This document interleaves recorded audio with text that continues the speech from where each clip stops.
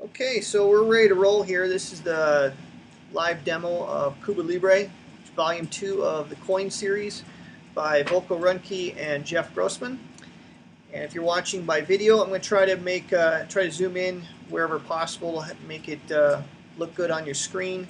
I apologize for the audio background. I'm in a kind of an office area that needs to have a cooler running. There's really nothing I can do about the low-level sounds in the background.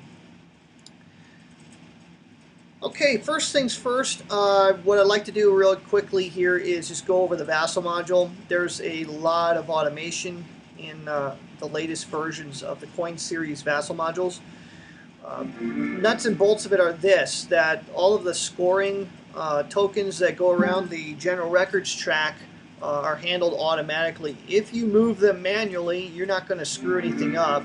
For example, if I take the Open Casinos marker and move it over here to number 20, you'll notice that the number 3 on the Open Casinos did not change. And so anytime I make any adjustments to the support in a given piece on the map, it'll automatically send everything to where it should be. So I've tried to make it as foolproof as possible. You do not have to mark control in the Vassal module. It will handle that automatically, calculates who has control in any given space at any given time. Now it does that dynamically on the fly. So during the redeploy phase for the government, when you got to shuffle a lot of guys around, if you think you may have trouble remembering where you had control at the beginning of that phase, just use the pawns. Just put a pawn down in each of those areas so that you can remember where you had control at the start of the phase, because the module's not going to pause things for you, as it were. Let's see. Something else that was important. Oh, the draw card button. In the deck preparation window, there's nothing in there now, but if you were to start your own game, you open that window, press either one of the buttons for either the main scenario or the short game, and when you depress that button, it will create the deck, and then the buttons will self-destruct. Some users just couldn't keep their fingers off the trigger, as it were, so the buttons just automatically are removed once they're pressed. Now, there is a flaw in the Vassal engine, and I have not been able to figure it out, because it doesn't do it in Andean Abyss, but it does it in this module, and it will do it in a distant plane until the problem is fixed. But when you create the deck from the default scenario setup, it sends the deck cards to a stack in the upper left-hand corner of the screen and not actually onto the deck space. So you will have to manually drag that stack onto the deck, which is outlined in black for you, and then everything will be just fine. So I just want to make you aware of that small issue, and there's sadly nothing I know to do about that. A couple other things about the module. If you click on the draw card button on the toolbar, please don't right now, but if you were to do that, it will take whatever card is in the upcoming event slot, it'll slide it down to current event, and it'll take the topmost card off the deck and slide it down into the upcoming event spot. When a propaganda card is pulled from the upcoming event slot into the current event slot, it will increment the prop card counter, which is down the sequence of play. There's a number 0 on there indicating that 0 prop cards have been drawn as of this point. And you can already see I got too many cards in the current spot, so let me just throw that out of there. There we go. So if that happens and you draw a prop card into the current event area, then it'll increment that the numeric value on the prop card marker. When you press end card play, please don't, but if you do that, it will delete the current event card from that slot, thus freeing the space open for the next pressing of the draw card button. So that's pretty much the module in a nutshell. Right-clicking on the population boxes where it says number 1, say in Matanzas or Las Villas, the number 2 number there in the gray box. If you right-click on any of those, it will produce a pop-up menu. I find it easy just to memorize the right-click codes. So Control 1, 2, 3, 4, and so forth. It's just easy to remember those rather than right-clicking all the time. But if you select those areas and hit either the shortcut key or use the right-click function, it'll dispatch pieces to those areas. I do not have it coded to dispatch bases because that is actually a lot more complicated than you would think. So it's probably a feature that will be added at some point, but not at this point.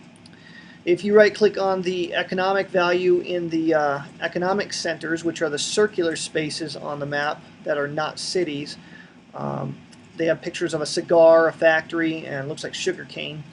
That allow you to dispatch certain pieces to those areas slightly differently than in the provinces or cities.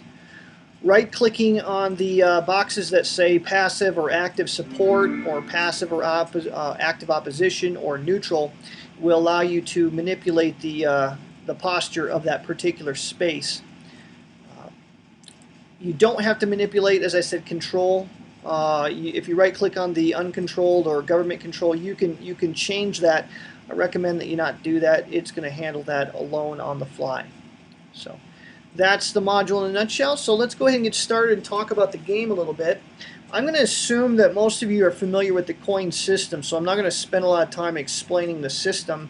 I'm just basically going to show you how this game plays with the assumption that you've perhaps been exposed to Andean Abyss. In a lot of ways, this game is similar to Andean Abyss, and it'll be really easy to slide into. The learning curve on this game is significantly less than A Distant Plain. In fact, this is a great place to start if you're new to the coin system. And even if you're not, you're going to find this game is quite engaging, and the small map area and the limited number of pieces actually makes it for a very different sort of challenge than what you have with Andean Abyss. The biggest difference between this one and Andean Abyss is there are no locks. There's no lines of communication in the game. Instead, you have economic centers, which are circular spaces. There are 3 of them on the board. Each has an economic value. There's one between Pinar del Rio in the east and the province of Habana.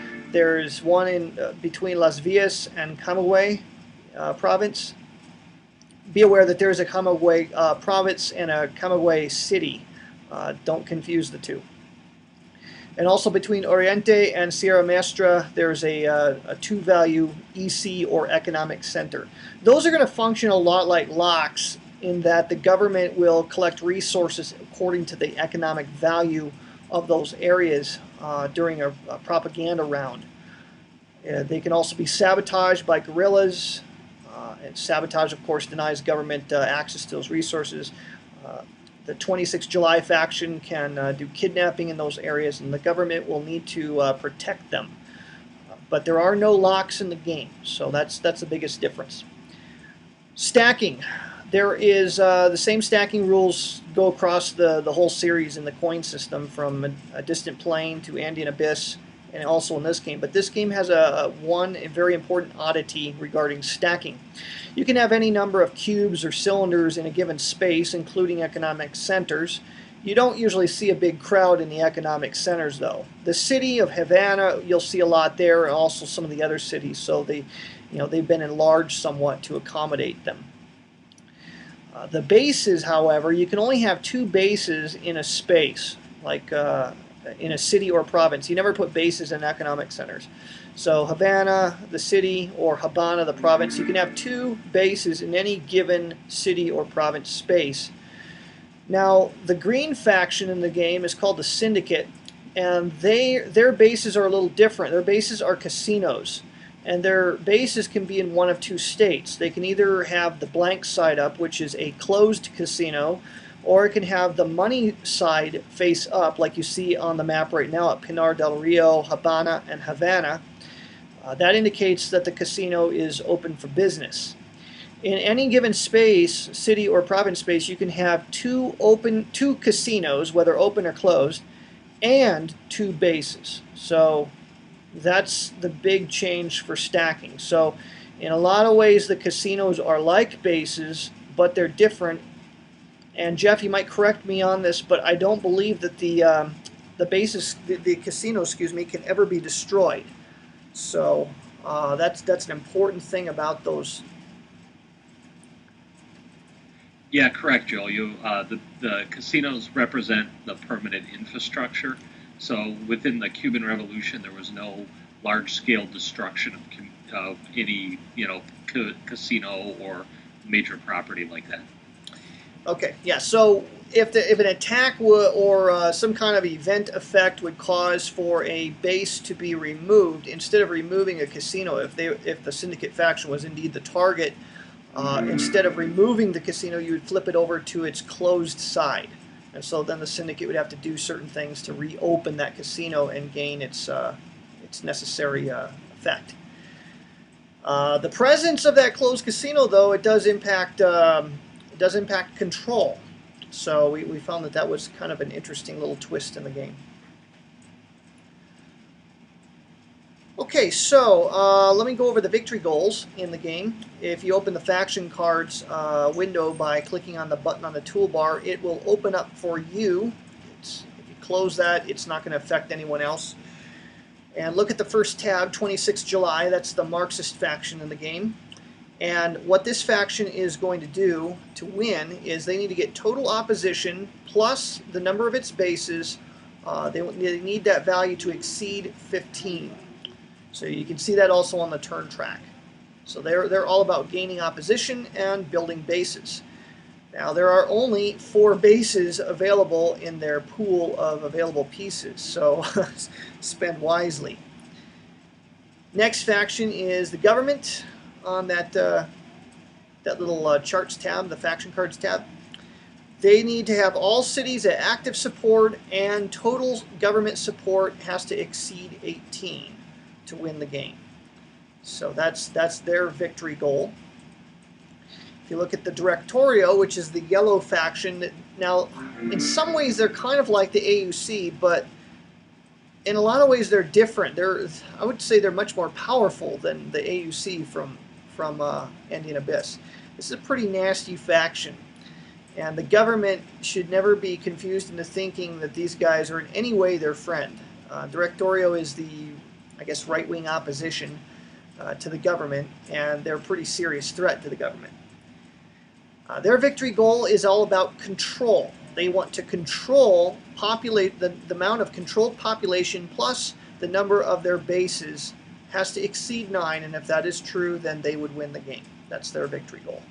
And if you see Havana has a population of 6, that's that's 2/3 of what you need right there. So, you know, if the Directorio ever gets control of Havana, that's a pretty big deal.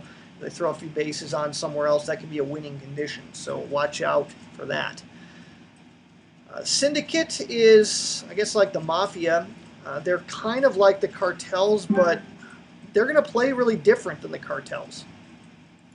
Their victory goal is to have more than 7 casinos open, and they want to have more than 30 resources. They are not a threat to win early in the game, but late in the game, they can be a real problem. So their goal is to prolong the game as long as possible, and then they become a real threat to win late. At least that's been my experience with them. Okay, so let's go ahead. Joel, just one. Go ahead, Jeff. Sorry about that. Just one thing that I'd like to mention on the government victory conditions. To get an automatic win during the first 3 propaganda cards, the government resources have to be above 18, and they need all 3 cities in active support. That is, at the end of the game, though, it's just support that counts for government victory. That's correct. If you're tabulating the victory margin, for example, in our game on Tuesday night, I was at 18, so my victory margin was just 1 below. So my victory margin was 1, and then the Directorio, actually, their score was at 9, and we ended up with a tie, and they won the tiebreaker. But that is important. So if you do lose control of a city, you can still win at the end of the game as the government if your victory margin is sufficient. I'm not going to cover solitaire rules. We'll do that on a future occasion. We're just going to cover the basic rules to the game.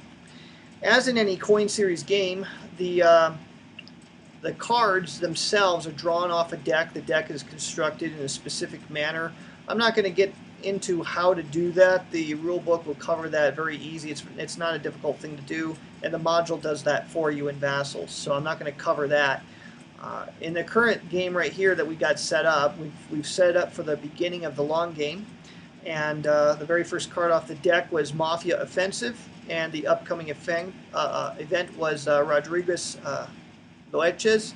I think is how you say that. That'll be the next card in the future. So you look at these symbols on the top of the card. The leftmost symbol is the first faction that can operate on that card. Then going from left to right, it shows the order of priority. So on this card here, the cartels, the Syndicate is going to be the first faction to be able to do something on this card. And unless they pass, then if they were to pass, then the next faction, which is the 26 July faction, they would be able to operate. If they were to pass, then it would be Directorio and then the government. Whatever the first faction does, whoever's first eligible on the card, they have the broadest range of decision making. Their options are wide open. They can do a number of different things, and they're not restricted as to what they can do. Once they've done something, then the next eligible faction may do something as well. And what the second eligible faction can do is largely dependent on what the first faction did. So on Mafia Offensive, for example, this card has two events on it. There's a shaded and an unshaded portion. And if you played Andean Abyss, the shaded portion in this game generally benefits the government and the Syndicate. It's the unshaded factions, unshaded portion of the card tends to favor the Insurgent factions like Directorio and 26 July. So it's kind of the opposite in the graphic presentation from Andean Abyss.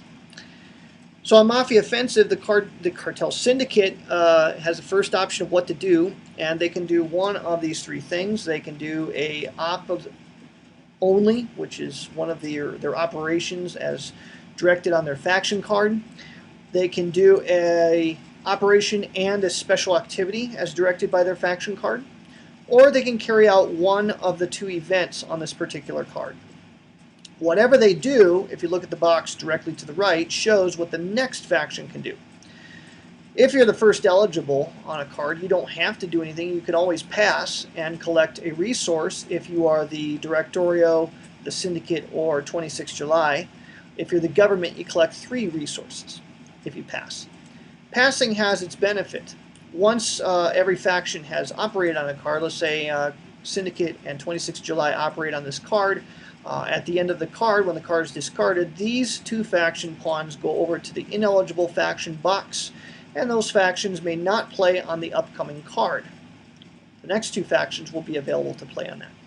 If you pass, say the 26 July passed and the government and the Directorio also passed, then they would remain eligible for the Rodriguez event, which is the very next event card. So that's just in brief the sequence of play for the coin system. We're going to go ahead and start with Mafia Offensive. You see this particular card, if you look at the bottom of it, it has an Insurgent capability that's shaded in green.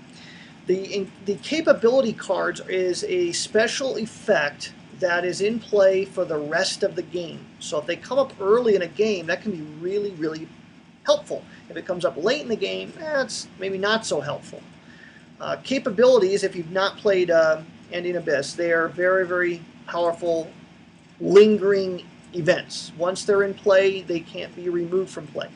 There are also momentum cards that have an effect that is in play for a shorter duration. Momentum effects are in play until a propaganda card is drawn. At the end of the propaganda round, then that card would be removed. So this first card here, Mafia Offensive, is an Insurgent capability, and it benefits the Syndicate. And that's another difference between this game and Andean Abyss. There are no government capabilities in this game. Most of the capabilities are for the 26 July faction. I want to say there's 1 for the Directorio, the Morgan event, and I think there's 2 for the Syndicate. Is that correct, Jeff? Absolutely, Joe. All right, so we'll go ahead and take that. That'd be kind of foolish for the Syndicate to pass up a Mafia Offensive.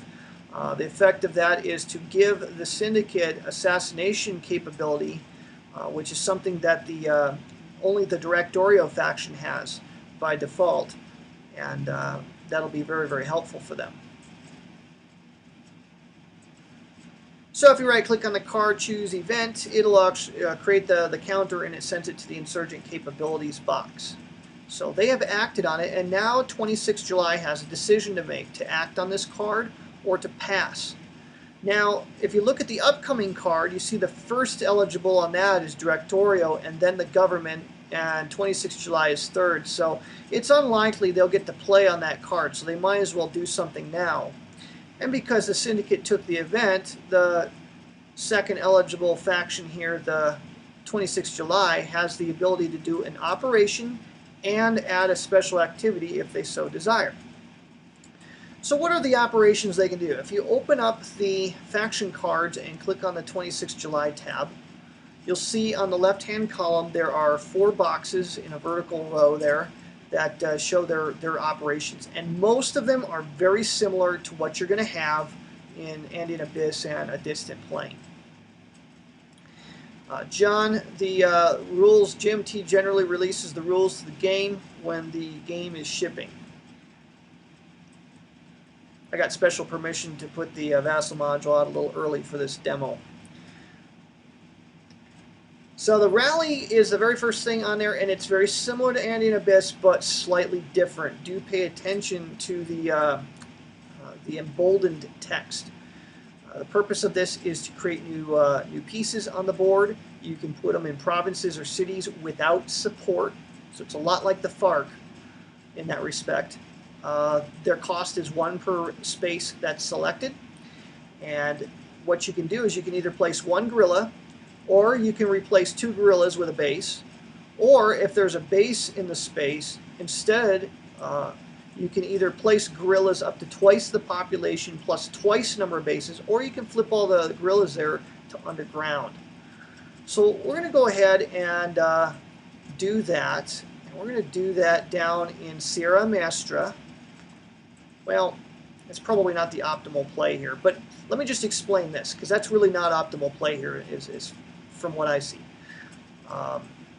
If you were to do that in Sierra Maestra, you would actually place a total of 4 guerrillas, because the population is 1 and there's already a base there. The next one is March, which is exactly like Andean Abyss. You move cubes from or cylinders from a space to an adjacent space. Be aware that those economic centers are spaces that you can march to. Marching guerrillas can be activated if there's a sufficient number of cubes in the target space, in the destination space. So watch out for that. Attacking allows you to kill enemy pieces. That's kind of a cool thing, and that's what we're going to do here, is attack. Get to that in just a minute. The last one is terror. And what terror does is it degrades, for the 26 July, is it degrades support and it increases opposition. So the more terror you do, the more opposition you will gain, and the more support the government will lose. So that's a very powerful toolbox. At the very top of each box for the different operations, you'll see a plus something. Over in the right-hand column are the special activities. If you look at the rally operation box, it says plus infiltrate. That means that if you choose a rally operation, you can follow that up or accompany that rally operation with an infiltrate special activity. Marching also allows you to infiltrate. Attack allows an ambush special activity, which is what we're going to do here in just a moment. And terror allows kidnapping. Now terror, as I said, it degrades support, and right now there's a juicy target for terror, and that's Santiago de Cuba. If we were to do that there, then the government is going to be facing passive opposition in that space, and the 26 July score would go up. The problem is the guerrilla would be active, and he'd be a sitting duck. You could also chase it with kidnapping, but the problem in Santiago de Cuba is that in order to kidnap, you have to have more guerrillas there than police. And right now there's enough police in Santiago de Cuba to prevent kidnapping. So we're actually going to do an attack. To attack, you activate all the pieces in a given space, you roll a die, and if the die rolls less than or equal to the number of guerrillas that you activated, and you must activate all of them, then the attack succeeds and 2 pieces are removed. So the purpose of an ambush is it gives you a guaranteed success.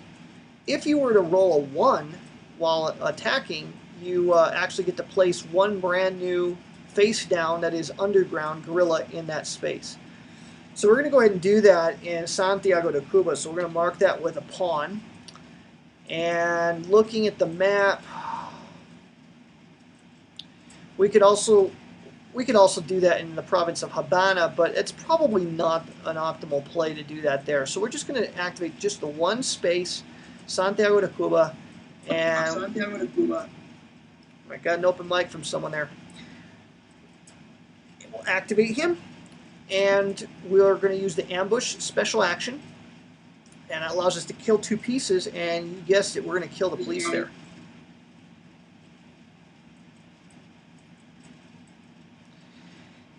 And because that was an ambush, we get to place a face-down underground guerrilla in there. And 2 things happen now. Now we're set up for a future terror and kidnapping operation against the government there. And the government just lost control of that space. So that's kind of a cool little operation. And that costs 1 resource. Another function of the Vassal module is you can move the resource pawns around, but be aware that the tokens stick to one another, so make sure you separate them before you start moving them. If you were to take the 26 July pawn and move it, say down to 9, it'll automatically adjust the resources global property. Another way you can do that is there's a plus and minus button in the available forces box for each faction, and you can use those to adjust the amount of resources that are spent or whatever. So we're going to drop them down to 9. And Jared, there was no die roll necessary because that's what an ambush does. An ambush is the equivalent to rolling a 1, basically. And you can only do that in one space, as you see on the faction card. If you look at ambush, you have to accompany the attack operation. It's got to be an attack space with an underground 26 July guerrilla, and he was underground when we did that. The attack activates 1 underground guerrilla and automatically succeeds, and you get to place a 26 July guerrilla there. So that was the purpose of doing the ambush, was we got a guaranteed success. I think we made a grand total of maybe like 4 die rolls in our entire game on Tuesday night, so there's not a lot of die rolling in this system. Alright, so that is pretty much the end of this particular card. 2 factions have operated, so we're going to hit end card play, and it'll clear everything out, and we'll draw our next card. So Rodriguez here is the very first faction here for this card is the Directorio. And there's 2 parts to this card. You can the Directorio may either place 1 guerrilla anywhere and either free march to that space or rally in that space or ambush in that space. Or the shaded faction, a shaded portion, which the Directorio wouldn't want to do, is to remove 1 Directorio guerrilla and hurt their resources by -5. So, now the Directorio's got a decision to make. They would like to conduct some operations. The event's good, but it only impacts, 1 spot, and it's not a terribly powerful thing to do at this time.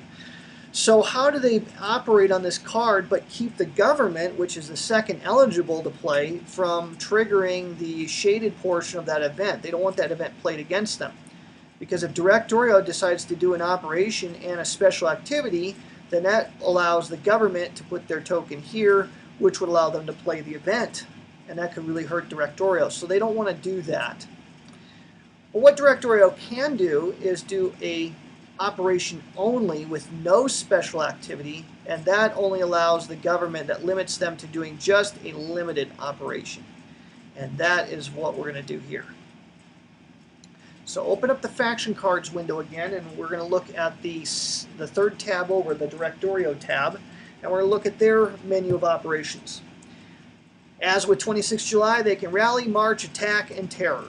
And it's pretty much the same thing that 26 July can do, although the rally rule is slightly different. They can rally only in neutral or passive provinces. If it says passive support or passive opposition, they can rally there. And also, when they place guerrillas, if there's a base there, they place up to population plus bases. They don't get the double effect like 26 July got. So that's the big difference there. Their special activities are different as well. They have something called Subvert. They have Ambush, which is the same as 26 July. And then they have something called Assassinate. So let's go ahead and, since we're not doing a special activity, we won't look at those too carefully, but let me just actually cover them briefly. So what Subvert does is it earns resources. It's kind of like extortion from Andean Abyss. So you select a space, a directorial controlled province, you select that province and you add that province population value to the directorial resources, and then you set the space to neutral, so all the opposition or support goes away. That can be really nasty. So we got smacked around with that quite a bit on Tuesday night. Okay, so the next one is Assassinate. Assassinate has to accompany a terror operation, and it basically allows you to kill one enemy piece or close a casino there. So bases are not protected. Casinos are not protected by guerrillas there. So even though the targeted faction has a base and a guerrilla, you can actually bypass those guerrillas and kill that base, or in the case of a casino, close it. So what we're going to do here is, Directorio, they need pieces on the board. So that's what they're going to do. They're just going to create some new pieces. They love to rally in Havana, but Havana has active support, so they can't rally there. But they could rally in Oriente, which is a good target. Camagüey is a good target to rally in always. And Matanzas is a good place to rally, so we'll just pick those 3 spaces. That's going to cost 3 of their 5 resources, and because we don't want to do a special action, that's going to leave them with only 2 resources. So we'll go ahead and adjust them down. Now in each space there's no bases there, so they're just going to place 1 guerrilla in each of those spaces. And you'll see the module automatically calculates control. And if we look up at the general records track, you'll see that it moved the directorial pop plus bases marker up to the 4 space, because right now directorial controls Matanzas, Camagüey Province, and Oriente, and the sum total of the population in all 3 spaces is 4. So they're off to a pretty nice start there. We click End Faction Play, which clears away the pawns. Now the government is eligible to act, but all they can do is what's called a lim op. So what's a lim op?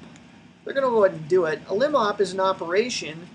You cannot use a special action with it, a special activity with it, but it's an operation that can only impact 1 space. So there's only 1 space they can do something in. If you click the Faction Cards button on the toolbar and click on the Government tab, you'll see that their menu of operations is very similar to the government in Andean Abyss. So what they can do is they can train, they can garrison, they can sweep, and they can assault. Garrison is like patrol. It's very similar to patrol in Andean Abyss. It basically does the same effect. It allows you to jump onto your economic centers, redeploy amongst your cities, and in any of the ECs that you move to, not cities, but in any of the economic centers that you move to, you can activate guerrillas there equal to the number of cubes. And in any 1 space, you can actually get a free assault and kill cubes in that space. So it's pretty much like patrol. Now, if you look at the map, there is this track over by the card deck in the left-hand corner, and it's the U.S. Alliance track. There's a token that begins at the 2 space. There's 3 spaces on here, and that's the status of the U.S. alliance with Cuba. You have firm alliance, reluctant alliance, and embargoed. And embargoed sucks. It absolutely sucks. I was the government the other night. So what this does is this shows you how many resources it costs for the government to conduct operations. As long as the alliance is firm, then it only costs 2 operations or 2 resources to do an operation in a given space. So the next space down is reluctant. Well, reluctant, it costs 3 resources now to do an operation. and then embargoed is 4. Now this will relentlessly move down the track every propaganda round where the government has where their support is 18 or less. So in other words, if they're not in a winning position, this thing's going to slide down. As it slides down, they're going to lose aid. Aid goes down by 10. And when it gets down to embargo, the airstrike special activity is no longer available. So this is kind of a nasty spot to be in. Okay, so as Jeff says in the chat bar there, negotiation's a big part of the game. We had a lot of that the other night. A lot of table talk, trading resources, and negotiating. Hey, if you play this event, I'll do this for you. There's a lot of that that'll go on here. For the purposes of this demo, though, I'm going to show you how the train operation is going to work. I believe that's what we want to do.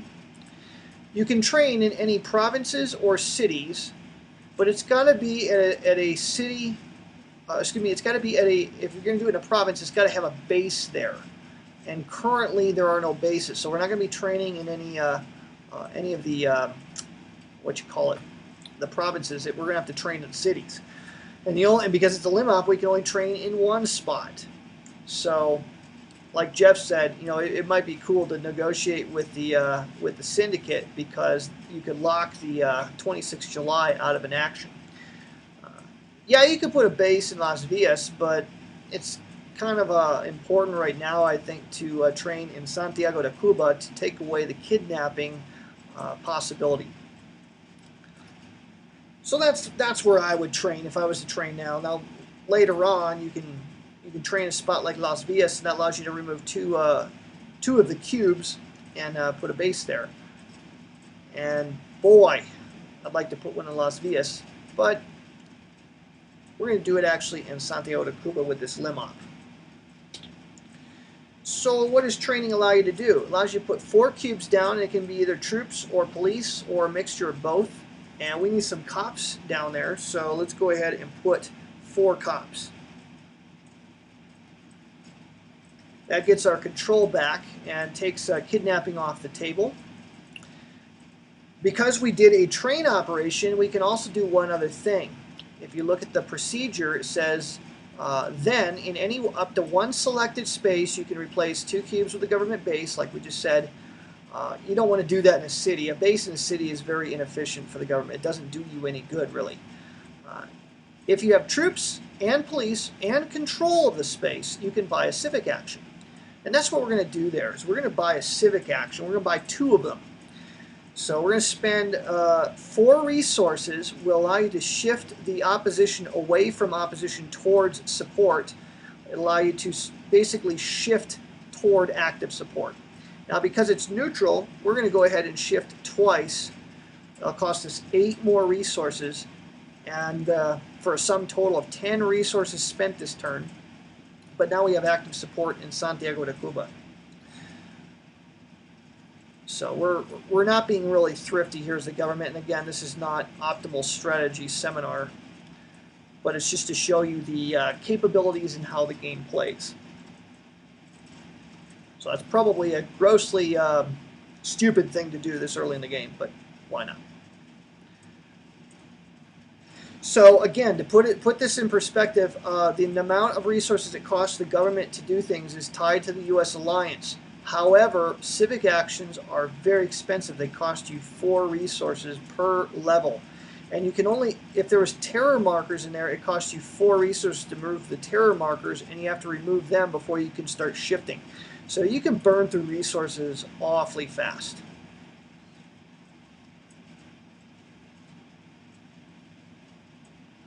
Okay, so that card is done, and whoops, I'm not sure what happened there. We're going to go ahead and, wow, I have no idea what happened.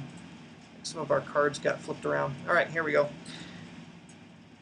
Okay, so U.S. Speaking Tour. What's this one all about? Looks like the Syndicate is up first on here. And the event really does not interest them, so let's go ahead and look at what they can do for operations. And the event doesn't seem to be a scary one, so they're going to do an operation and a special activity. That'll free 26 July up to do the event if they wish.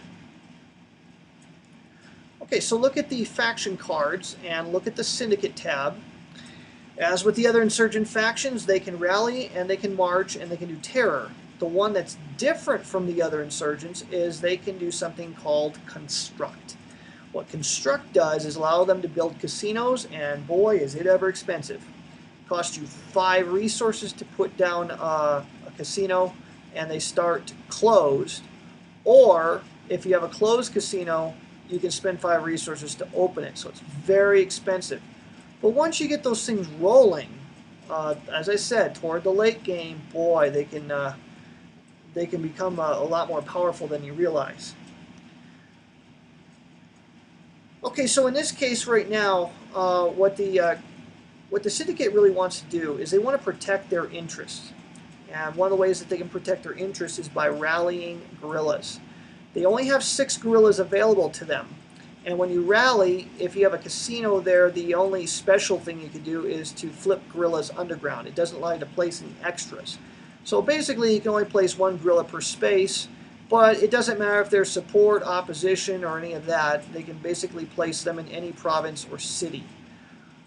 And ultimately, if they are in a city and they got more guerrillas than there's police, then during a resource round, then they get a bunch of resources. They get resources equal to the population of that city.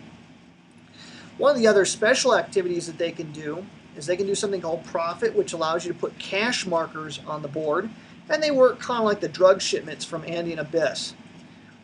They can also do something called Muscle, which is very cool. Allows them to position troops or police, allows them basically simply pick up troops or police and move them around the board in order to protect their interests. So here's a clever play. Just think about this for a second. Let's imagine for a moment that there's only 2 police up here in Havana, and the next card is a propaganda round. What the Syndicate could do here is they could make sure that they got a guerrilla in Havana and then use Muscle to move the 2 police from there to another city, and bada bing bada boom, during the propaganda round they would collect resources equal to the population of Havana. 6 resources. So there's some cool things that they can do, but you have to really kind of plan it out, and you have to play with this faction a little bit to get a feel for what they can do and what they're good at doing. The bribe special activity is pretty much the same thing as Andean Abyss. So here what we're going to do is we're going to select 3 spaces here. 2, 3. Okay, we're going to select those 3 spaces, and maybe Las Villas, we'll go ahead and select that one. So 4 spaces to put a guerrilla in.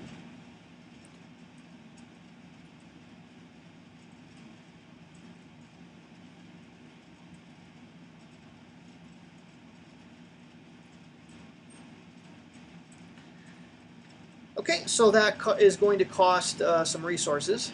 So let's look at 4 spaces. Going to drop us down 1, 2, 3, 4. And then the special action that we're going to do with that is special activity is going to be Profit, which allows you to place 1 cash marker with any guerrilla or cube in each of 1 or 2 selected spaces with an open casino. Or you can close any open casino and remove any cash desired for 3 resources each, which is not a very efficient thing to do, but if you were in need of resources and you had more than enough casinos open to win, that might be something you'd want to do. For now, we'll place cash with the guy up of Pinar. Whoops, the cash markers now hover over the game piece, so I'm going to have to fix that. I made a couple last minute tweaks this afternoon. I'm not sure I like how that one works. I wanted the pawns to be in front of the pieces instead of behind them, and yeah, I'm gonna have to fix that. Sorry, guys. Anyways, the way I had it before on Tuesday night is the cash hovers behind the pieces, so it's really easy to see who had possession of them. But we'll do it like this tonight. That'll be just fine. What we're gonna do now is clear away all the pawns. 26 July is up now. Let's see what they can do. They can do an event or the Lima, and the event is somewhat attractive. It does help the other factions, but kind of want to show off some of the cool things they can do. So I'll tell you what. We'll go ahead and take the event because that would be the smart thing to do here, really. So they're going to take the event, and this is one of the cases where the event's going to affect everybody. An Insurgent faction adds a die roll in resources, so we'll go ahead and roll one for them, and they get 6 resources. The 26th July faction is very limited how they can get resources, so something like this is a pretty big boon to them. They're not very wealthy like the FARC at all.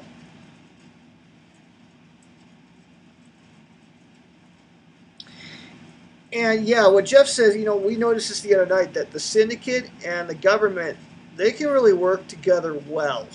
They work together in a lot of ways like the AUC and the government in Indian Abyss. So if you're playing in a 4-player game, the Syndicate has got to be negotiating with the government quite a bit in order to put themselves in a position where they can win.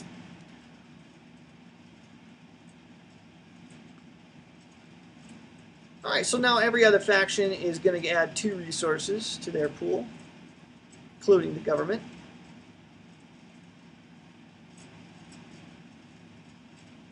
Jared, I wouldn't recommend playing that way. The non-player flowcharts is really, I think, the way to go if you're playing 2-player. But I think you do actually pair it. You can pair it up that way for an alternate way to play.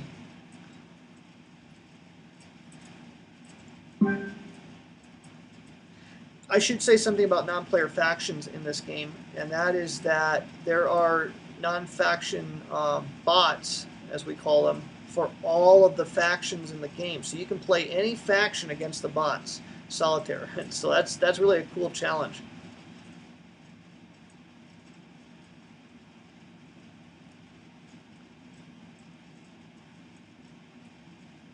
And Jeff's probably right. If you're learning the game and you only got 2 players, yeah, you probably want to buddy up and take Government and Syndicate on one side and Directorio and 26th July on the other side, something like that, to learn the game.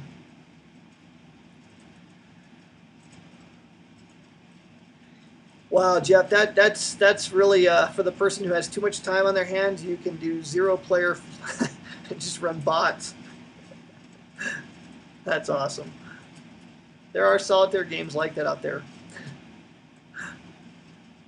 I found that the game played really, really well 3-player, and we let the bots run the Syndicate, and boy, I really enjoyed that. Okay, so we finished up another card. Let's go ahead and move to our next card. Ambassador Smith. Government is up first on this guy. Now, this is one of those events where if it was later in the game, boy, that shaded event would be really useful, but it's not now. So we'll go ahead and probably do some more training. So we'll go ahead, and we don't want the event triggered against us, so we're going to train in Las Villas. So that costs us 2 resources, so we're getting a little low on resources now, but it allows us to put a base up in Las Villas so we can train and get cops up there and position ourselves for civic actions later on. And it's probably, well, useful looking at, a card in advance. You look at the wow, you look at that very next card, and boy, it's a tough call. The government would really like to take the event on the next card, but if you look at Ambassador Smith, if they leave this card open, if the government passes, collects its resources, oh, that leaves the Directorio with that option to go ahead and drop the U.S. Alliance box down, and that might not be a good thing. Lots of tough decisions in this game. So Directorio, seeing that they're last on the next card, they'll go ahead and do a limb op here. And what they're going to do, they need to build up their forces a little bit, but I think they're just going to go ahead and rally in Camagüey province. So they'll put a new guerrilla down there for 1 resource, and that positions them to build a base, and bases affect their scoring. In fact, most of the provinces have a population of 1, so in most cases, a base for the Directorio is the equivalent to control. So if you can't get control somewhere, Well, build a base, because that's, you know, all 4 bases get you almost halfway to your victory goal. So that round went pretty fast. We go to the next card. Next card, Lugio Cantillo. And the shaded event on there, looking at that, or the unshaded event, says select a space with troops, a faction, free marches all of its guerrillas out, then flips them underground. That doesn't really help the 26th July. So what they're going to do is they're going to go ahead and do some operations. And I don't think the Syndicate's going to play it against them. So they're going to go ahead and do operations and chase it with a special activity. What they're going to do is they're going to do a terror operation. Just going to do a wave of terror.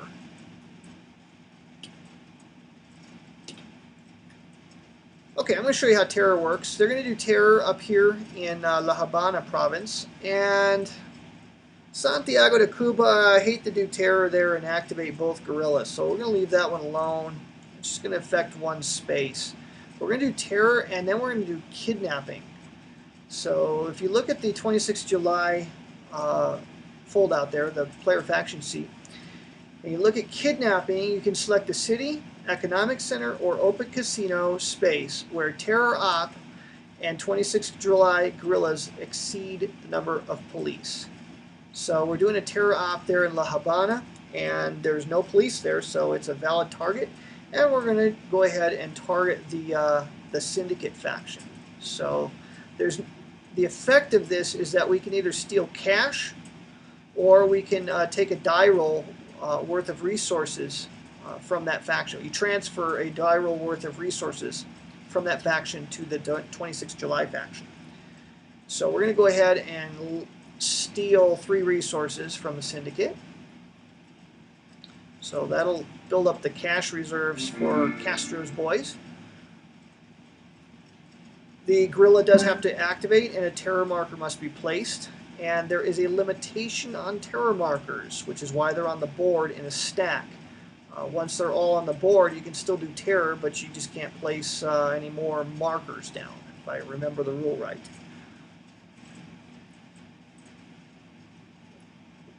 Okay, so we did terror there. Another effect of this is it shifts the support. Everything support related slides towards active opposition. So La Habana is now neutral, and a casino in the space is closed. Jared, you do not necessarily have to do, you can do the special action before, during, or after. So let's say that 26th July had 0 resources, but they're in position to do a terror operation. They could kidnap in a space to help collect resources.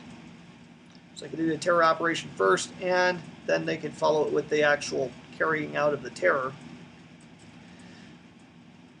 It's kind of important if you're in a position where you have to be really thrifty. Jordan was having to do quite a bit of that on Tuesday night.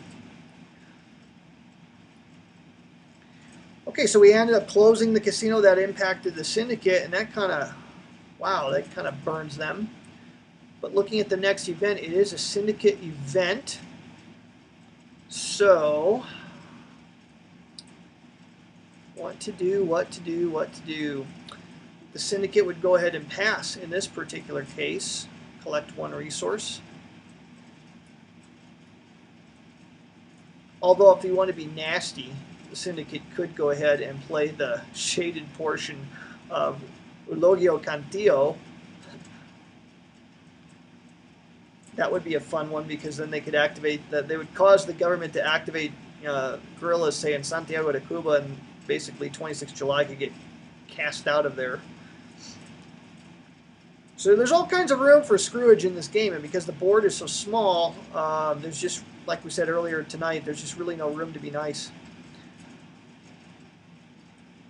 In fact, just for giggles and grins, let's go ahead and do that. So we're going to say that the Syndicate says, oh yeah, you close our casinos? All right, this is what we're going to do. We're going to go ahead and activate the unshaded portion of Lugio Cantillo, which says select a space with troops, So they're going to select Santiago de Cuba, and a faction free marches, which we don't want to do that. We want to do the shaded portion. Excuse me. Select a province or city with troops, and a free sweep in place, then a free assault. So none of this costs resources to the government. And a sweep activates one guerrilla per cube in the space. So in a city, troops and police, they sweep together. If you're moving into a province, only troops can move on a sweep into the province. So you can't take police with you into the province. If they're already in the province, they can help, but they can't move along on the journey, as it were.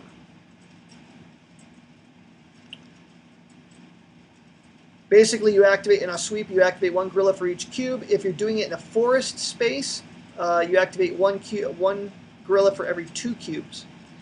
Assaults is how you kill the guerrillas. You have to sweep them, and then you can kill them once they're exposed. So, per the event, we're sweeping and assaulting back to back. Ordinarily, that's a rare time you can do that. An assault, you select a space and you remove one active guerrilla or base for each troop's cube. Okay? In a city or economic center, you remove one piece for every cube, so the police can actually help out in cities and economic centers. In a mountain, you remove one guerrilla for every 2 troops. So it's harder to kill stuff up in the mountains. So they're going to sweep, which activates the last guerrilla in Santiago de Cuba, and then they kill them. So 26th July just lost their little toehold there in Santiago de Cuba. That's what you get for messing with the mob.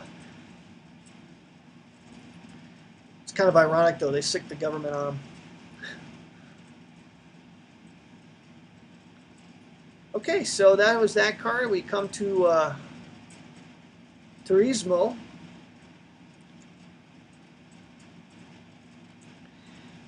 And the government is up first. So let's go ahead and show some other things the government can do. There's some other cool stuff that they can partake of. This is not optimal strategy here, folks. But just to show you how this works, if you look at the government card, they have something called transport, which is a lot like airlift from Andean Abyss. It allows you to move up to 3 troops, not police, but troops, from a city or base, a space that's got a base, to any one space. So we're going to do an operation and special activity. It costs us 2 resources to do it, so we're almost out of money. And we're going to take 3 cubes. You can take up to 3. You don't have to take all 3 of them if you don't want. But let's just say they take the max allowed, and they're going to bring 3 troops. And we're going to do the transport first. And we're going to transport with that special activity into La Habana, and then we'll chase that with an assault operation, which kills the 26th July guerrilla there. And that gives government control then of La Habana province. So that shows you how you can mix and match how you're going to do your operations and your special activities. So the 26th July, let's show you some of the stuff they can do here. They could Turismo, they can support. You can send it toward neutral. In each space it has a casino. That would really smack the government. But again, remember, they're all about getting control. So is that really in their interest to do? In this case, I think it might be, because it would shift Havana to passive support, and that would set up a situation whereby Directorio could start massing their boys in there. So they go ahead and trigger that event. So there you go. Those 2 provinces would be impacted by that. So the government's basically in a really horrible position. No money, no support, just a lot of troops.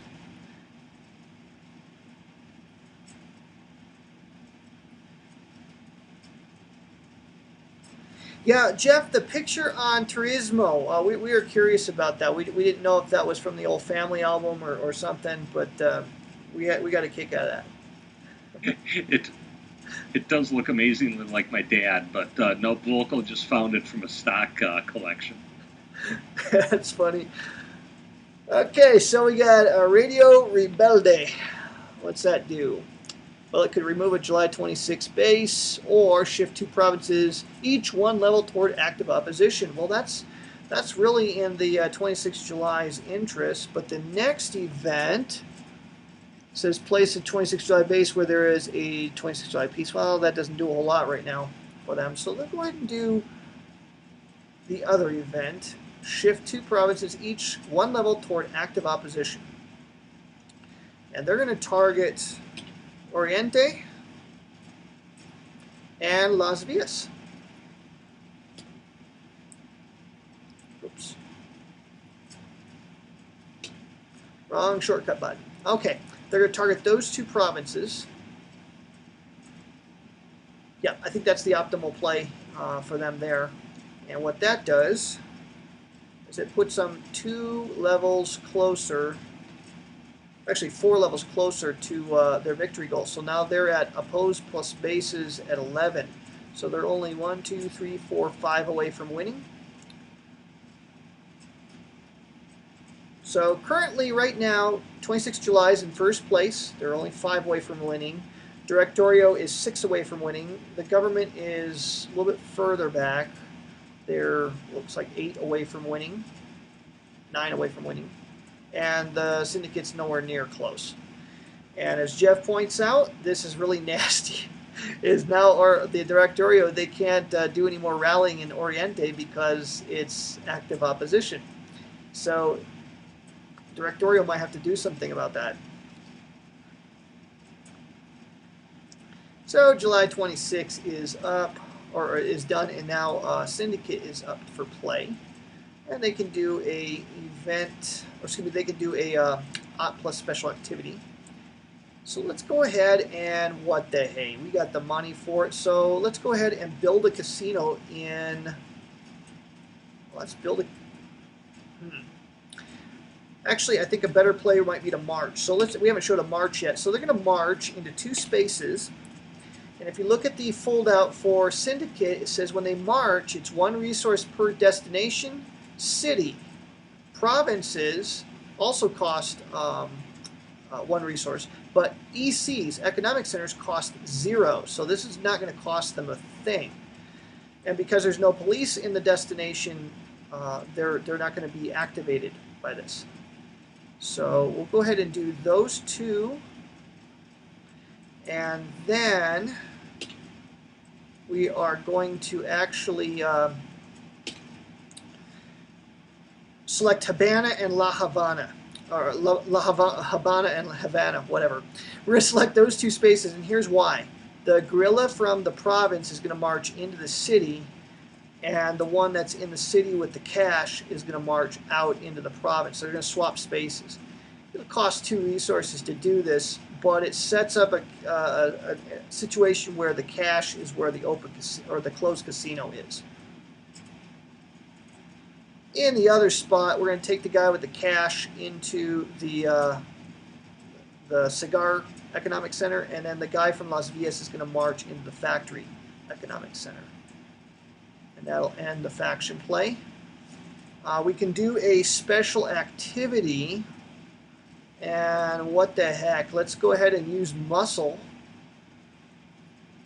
And what muscle does is allows you a space with an open casino, allows you to move 1 or 2 troops from any spaces on the map to the selected space if it's a province or economic center. If you select a city, you can move 1 or 2 police there. So I'm going to select Camagüey for this. So we select Camagüey. We select Camagüey, and we're going to take 2 cops out of Havana and bring them down to Camagüey. And now, if we do that one more time, then the Syndicate might get some resources for Havana.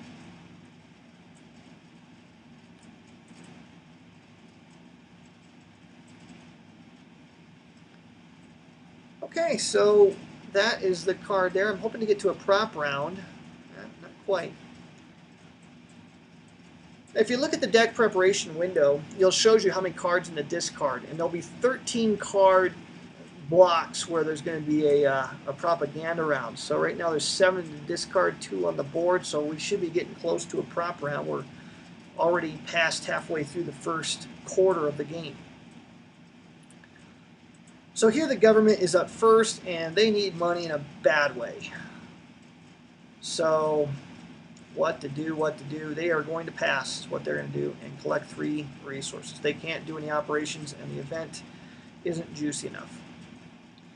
So Directorio now gets to act. Now, when Directorio does terror, it sends the it has the effect of diminishing opposition or support. It gravitates toward neutral, and that might be an attractive thing to do here. Except that rallying is still, I think, the better play. So they're going to go ahead and rally in Camagüey and probably, up in Havana while they still can. So in Havana, what they're going to do is they're going to place 1 guerrilla. And in Camagüey, what they're going to do is they're going to get rid of 2 guerrillas, and instead they're going to go ahead and put a base, which will bump their score up by 1. So now they're actually in a winning position because they would break ties between them and 26 July. So Roger Taylor is absolutely correct. You could do this here. You could select Oriente for, and that's a good play, by the way. Select Oriente. If we do a subvert there, we collect 2 resources. So let's say Directorio goes up 1, 2 resources for the subvert, and that sends it to neutral, which really just smacks the 26th July. And then they can rally there, which puts 1 more guerrilla down.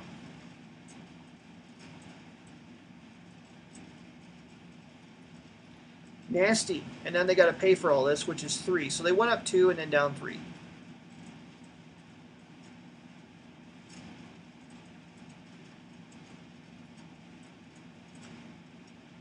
And there you have it. So we're going to have a propaganda round here in just a moment. So the government really needs to kind of think about this. They want to lock 26 July out of the gameplay here. And it's really not in the Syndicate's interest to do anything on this event. So they're going to go ahead and do an op and a special activity.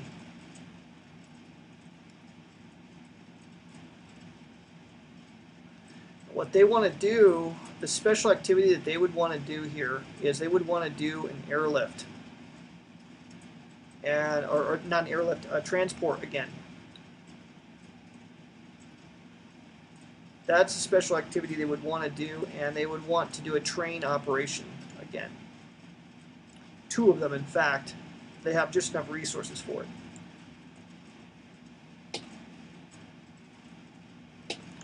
So they're just going to train in Las Villas and Havana. They got to train in Havana because they want to get control back there. They lost control of the space. And then they're going to do the transport to Pinar del Rio, and why that is will be clear in just a moment. In Las Villas, they will build 3 troops and 1 police.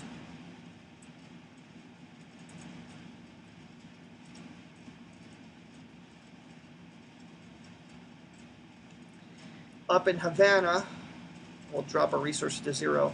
Up in Havana, they're going to build 2 more cops.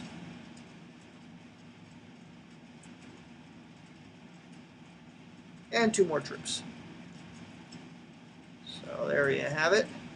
They can't do any civic actions because they're out of money. So that was all they can do. But that was their op and special action. Airstrike, you know, is pretty much the same thing that it does in Andean Abyss. We just never had a real good opportunity to use it tonight. All right, now the Syndicate gets to do something. They can take the event or a limb op, and a limb op is really, I think, the way to go here. Tell you what they're going to do. They're going to select Pinar del Rio, and they are going to build a casino for 5 resources.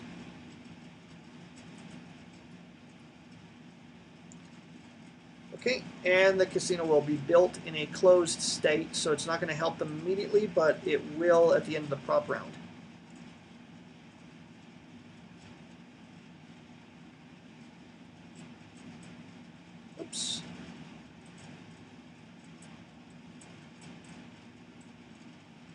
Okay, so we have our first propaganda card.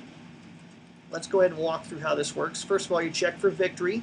Right now, nobody's even close to winning. Government support's way down. The Op plus bases is way down. Directorio is the closest to winning. They're 1, 2, 3, 4, 5 away. Syndicate's nowhere near. So right now, first place is Directorio, followed by, looks like the government, followed by 26 July. You know what, you're right. I forgot about Sinatra. Yeah, build him in Havana. Good call there, Jeff. We ran into that the other night. The Sinatra event is way cool. Sinatra allows you to have a third casino in Havana. Okay, so nobody's winning, so we go to resources. If there's any lines of communication, not lines, economic centers, the circular spaces that have more Directorio plus 26 July guerrillas than there are cubes in the space, then the space is sabotaged. The Syndicate guerrillas do not have any impact on sabotage. So none of the economic centers get sabotaged. So now the government will collect resources in this way. They will collect resources equal to the economic value of the ECs, namely 8. So you have 2 that are worth 3 and 1 that's worth 2. So they're going to get 8 resources plus the amount of aid. And I don't know how the aid marker got moved. It should have been at 15. I think at some point we accidentally moved it. Oops. Okay, so they're going to go up 1, 2, 3, 4, 5, 6, 7, 8. Oops, one more time. There we go. And then they're going to go up 15.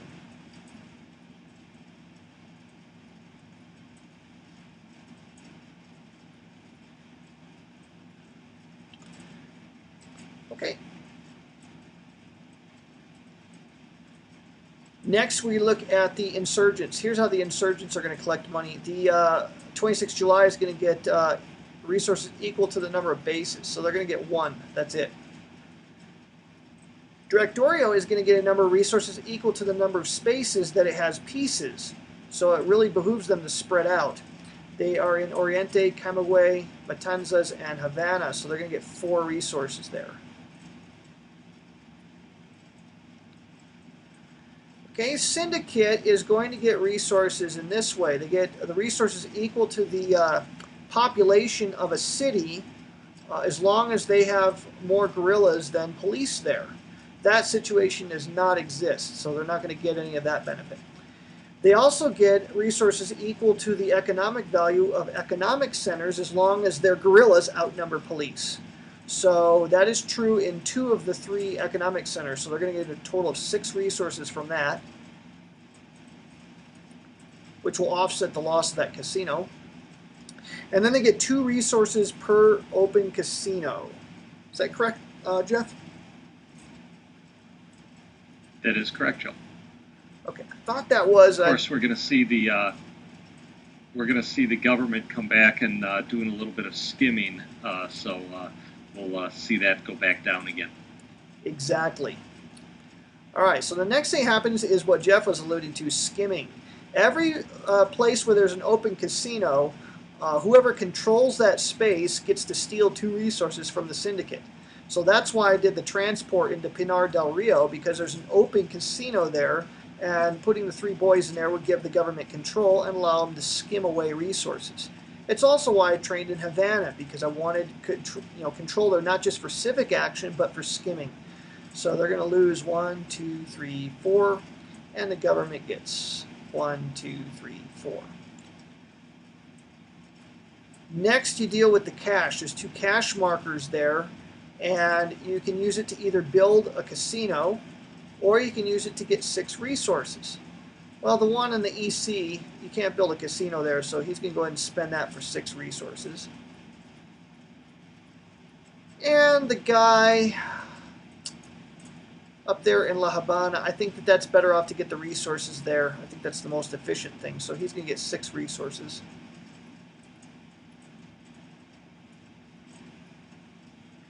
Could have built a casino there, but I believe it's built closed, and ultimately they can build a new casino for 5 resources. So trading the cash in for 6 resources is a little bit better method of operation there.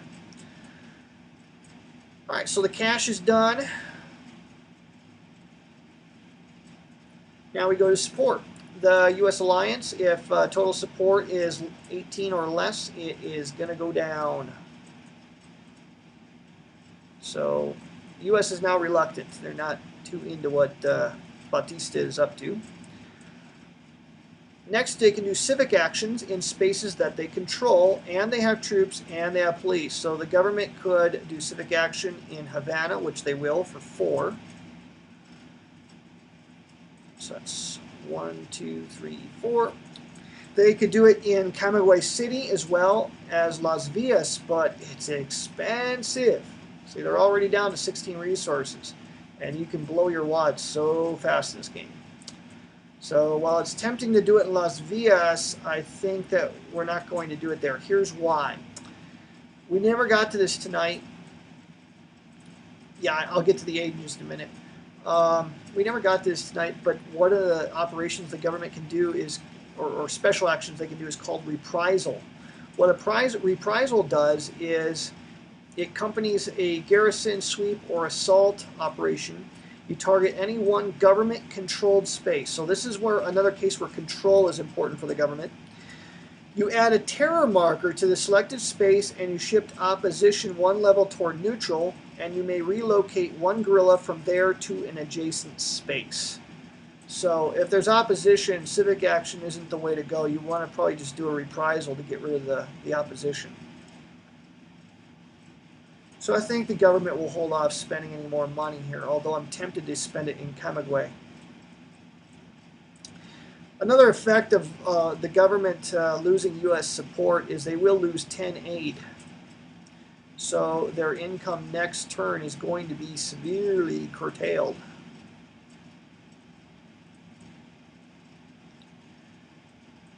Okay, so the civic action, the U.S. alliance, that's done. Agitation is exactly the same as in Andean Abyss. It's wherever 26 July has control. They can spend 1 resource to impact opposition, and they don't have a place where they can do that. So they'll go ahead and skip that.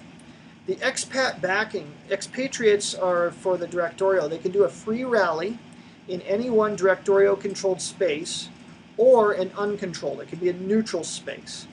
So right now there are no neutral spaces, so they can only do that in one of the spaces that they already control. And they'll go ahead and do that in Oriente. Yet one more reason for the government to have control of Havana before the propaganda round.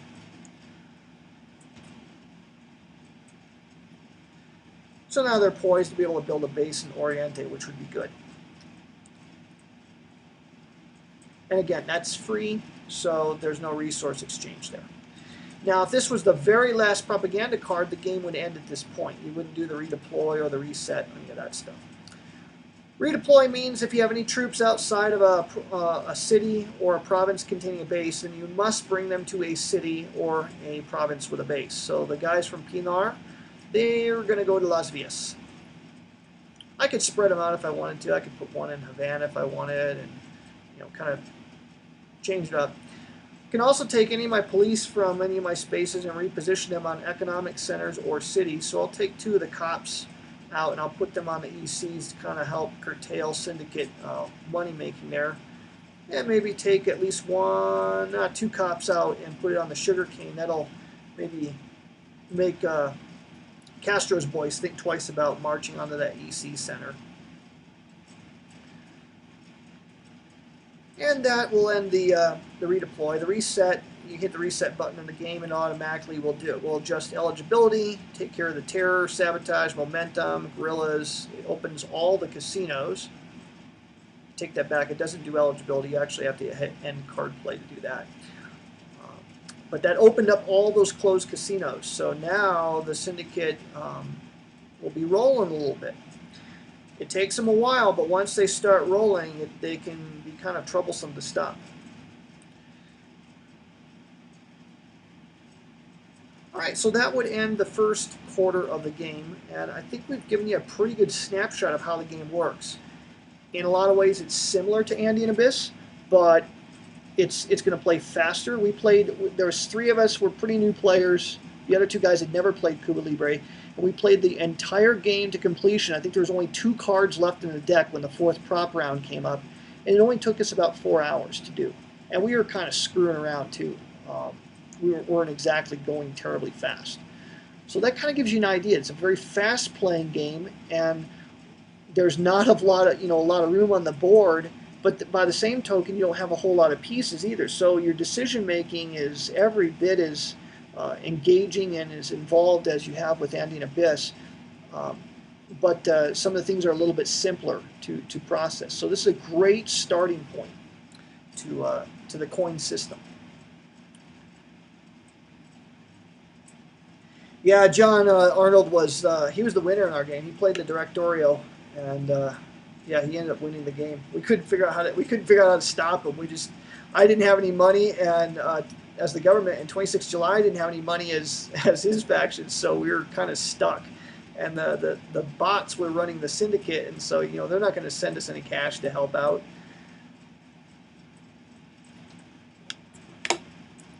So we'll stick around for any questions, but I think that is going to be the demo for tonight. Just to leave you an announcement, we have a demo next Thursday night of Rebel Raiders on the High Seas. And 2 weeks from tonight, we'll take you through a Distant Plane, which is a bit more complex than this one. It's same size map as Andean Abyss, but there is so much more going on in that game. That's one that is so much fun to play, but let me warn you, it's a brain burner, man. There's just a lot of things going on. It's definitely the most complex one to be published. I think Fire in the Lake might be slightly more complex than a Distant Plane ultimately, but Distant Plane is going to be a step up in complexity to the system. There's not more rules. There's just more going on in the game.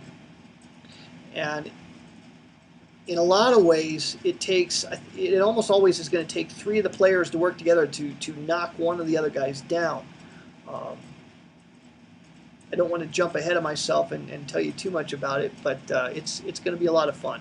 So that's going to be coming up 2 weeks from tonight, and the game, I believe the games are shipping somewhere around the 20th of August. So they might be en route when we go ahead and do the demo.